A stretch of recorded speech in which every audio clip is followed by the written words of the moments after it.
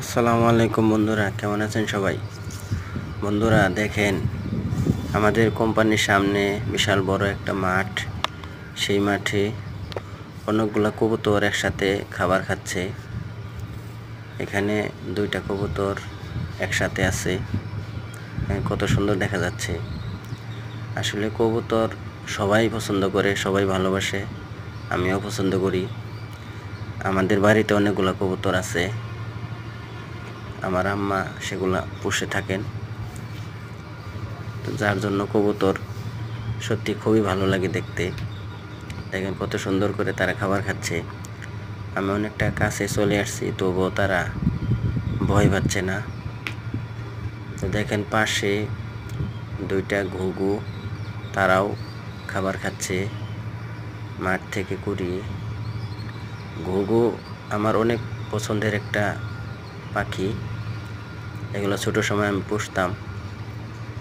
তো একটা ঘটনা মনে পড়ে গেল শৈশবে, তখন আমি ক্লাস 7-এ পড়ি এরকম।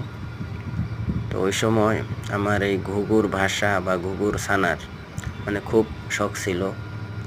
তো মাঝে মধ্যে বন্ধুদের নিয়ে জঙ্গলে বের হতাম, ঘুঘুর ভাষা খুঁজতাম, সেখান থেকে বাচ্চা নিয়ে আসতাম।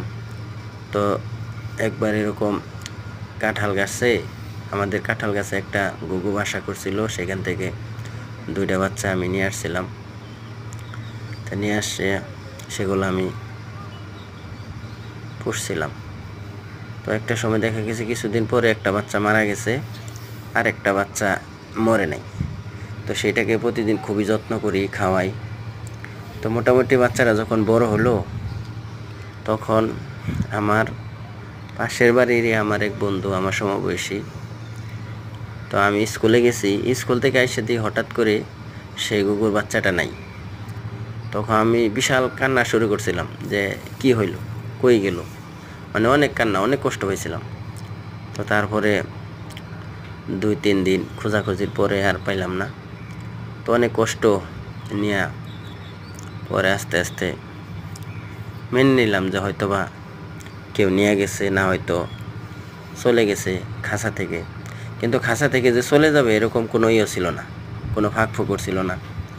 তো তারপরে কিছুদিন পরে যে আমার ওই ঘুঘুর বাচ্চাটা নিয়েছিল চুরি করে, সে আমাকে বলছিল যে সে নিয়ে গেছে।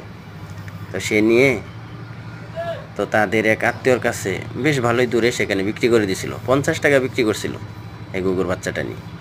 তো যাই হোক, ঘুঘু খুবই ভালো লাগে আমার দেখতে এবং পুষতে।